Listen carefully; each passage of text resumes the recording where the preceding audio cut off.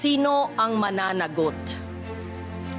Palala ng palala ang epekto ng climate change. Pero mas nakakagulat na para bang normal na lang sa buhay ng Pilipino ang lumikas, lumubog, at nang mamatayan. Hindi klima ang tunay na kalaban, kundi ang pagiging manhid. Ang usaping klima ay hindi na pakiusap lamang, kundi malinaw na obligasyon sa ilalim ng batas internasyonal. Because climate change is not just an environmental emergency but an existential human rights crisis. Tayo ang laging nasa unang hanay ng panganib.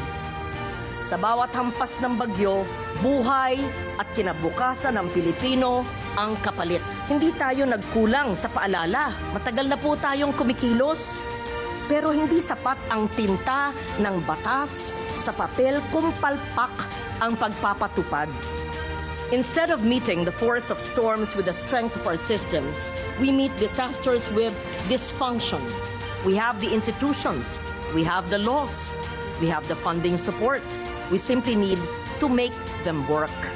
Anin natin ang plano kung wala namang sumusunod at lalong walang sapat na pondo ang pwedeng ilaan kung nilulusaw ito sa korupsyon. Higit sa lahat, kawalan ng pananagutan.